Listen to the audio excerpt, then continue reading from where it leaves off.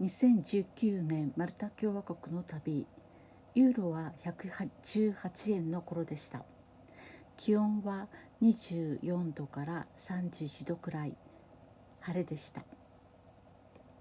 マルタは別名猫の島とも呼ばれていて、猫が愛されていて大事にされています。ドライバーの運転が荒いため、交通事故に遭うこともあるのですが、その際は猫専用の救急車が駆けつけて病院に運ぶそうです。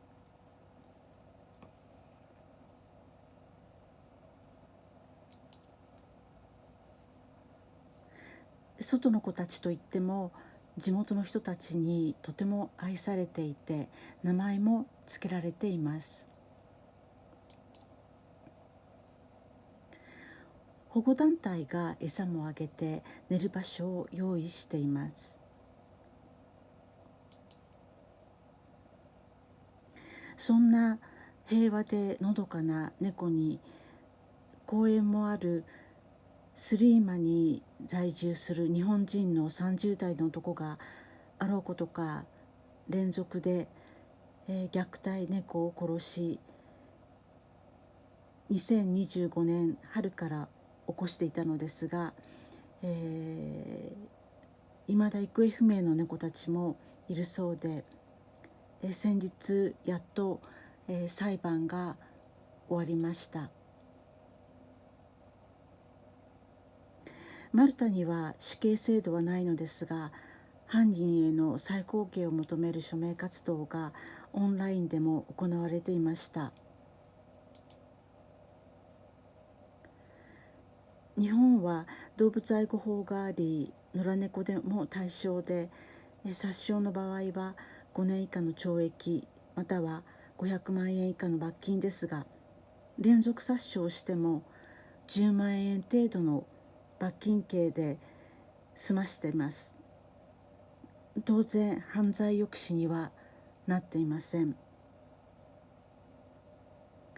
10月14日に出た判決では2年間の、懲役、プラス1万5000ユーロの罰金、今ですと、為替が1ユーロ180円くらいなので270万くらいになります。あとは、今後40年間動物飼育を禁止、いかなる動物であってもです。また、3年間の、治療命令も出ました。本人が、暴力を自分が振るうのは自分の父親に虐待を受けて育ってきたからだといったことを考慮したものではないかと思われます。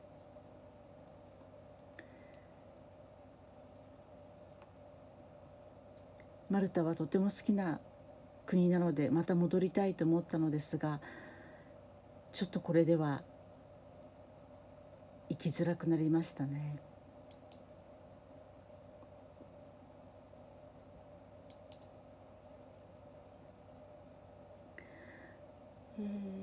2019年の9月2日、騎士団が1530年に、砦を築いたスリーシティーズに向かいました。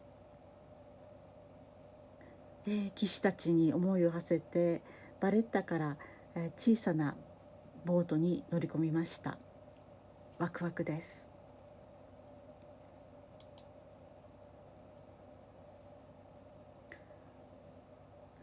激戦区だった聖アンジェロの砦が見えます。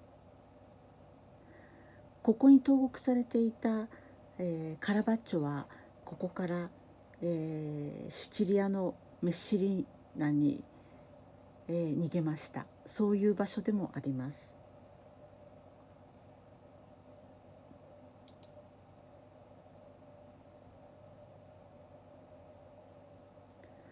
天然の要塞です。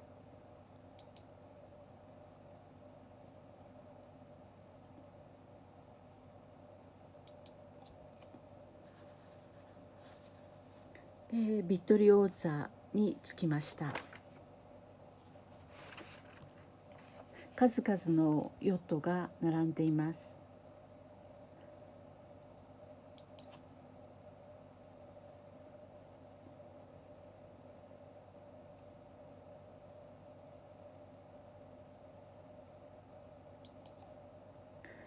乗っていたボートのデザインです。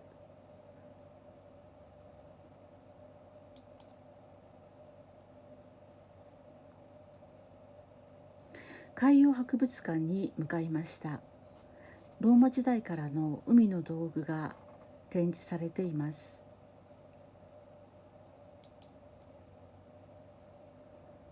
かつてのマルタの船です。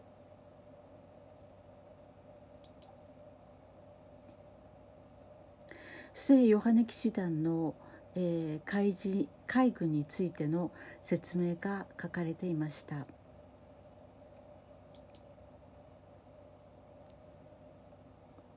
ガレース船は主として人力でオールを漕いで進む軍艦なので、捕虜が働かされていました。時速約8キロ、騎士団長のバレットも、捕虜になった時代ガレー船をこかされました。彼はフランス人ですが、トルコ語もこの時に習得したと言われています。敵国の言葉がわかるということは大きな強みです。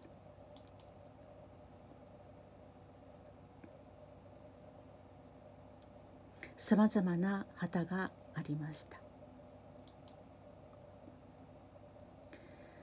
騎士団長の装いです。豪華です。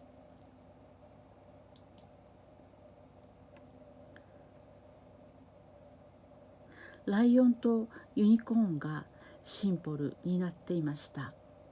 ロイヤルネイビーですね。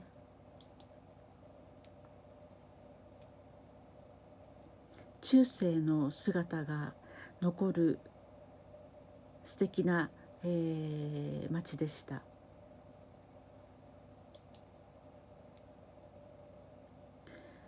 いくつか教会があり、こちらは大理石が美しかったです。見上げるとパイプオルガンもありました。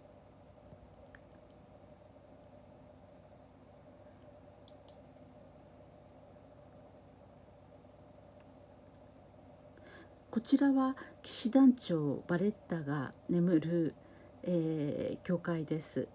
バレットですね。驚くほど小さくて狭かったのですが、もう聖地だけあって訪ねる人がやまない状態でした。皆さん熱心に食い入るように一点一点を見つめていました。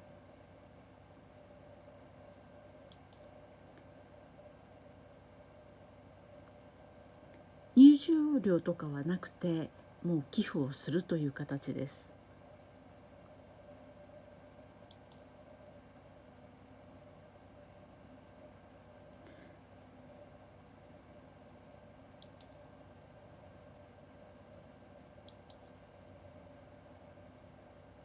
静かな時が流れていました。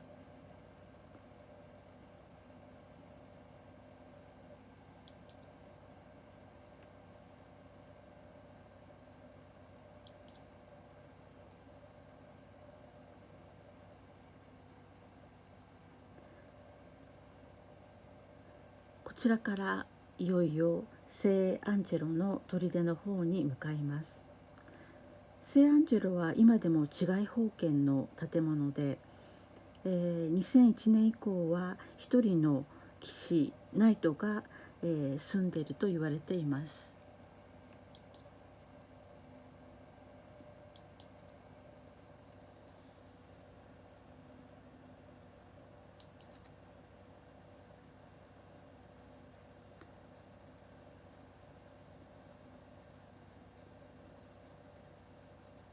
バレッタがすぐそこに見える形で、当時の戦闘の激しさを思い起こします。近いですね。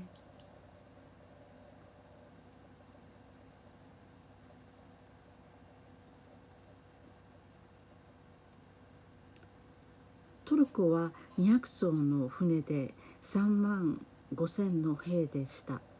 マルタはそれに対して、民兵600を入れても合計で3150兵しかいなくて、そういった中で戦い勝ったわけです。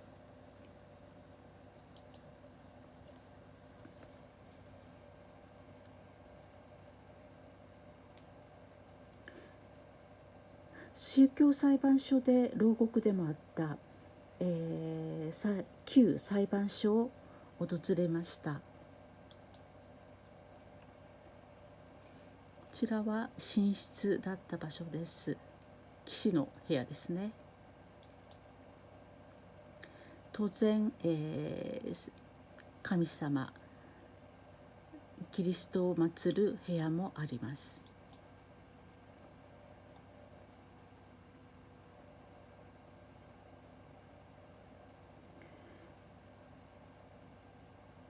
ビットリーオーグ、別名ビルグと、セングリアは、少ない人数で行き来しながらオスマントルコ軍と戦ったわけです。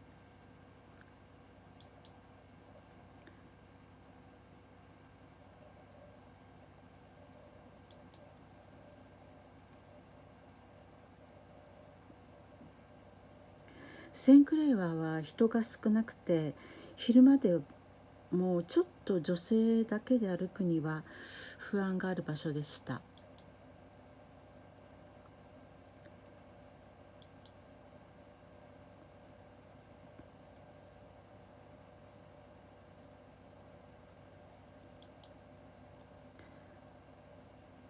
ちらは、監視塔のベッテです。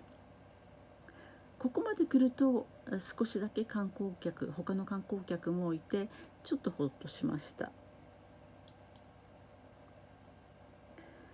大型のクルーズ船も、マルタに寄港するものもあります。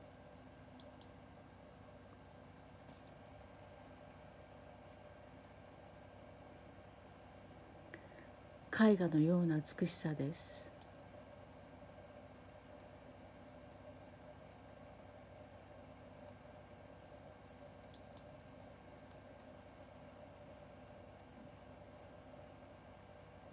この日のランチは、お寿司と地ビールをいただきました。この景色を見ながらです。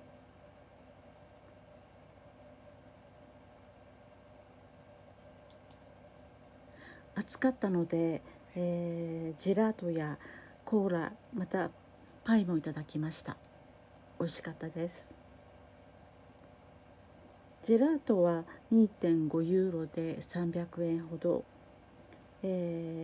お寿司と地ビールも11ユーロだったので1320円くらいでした。今は多分 2,3 倍になってると思います。次回に続きます。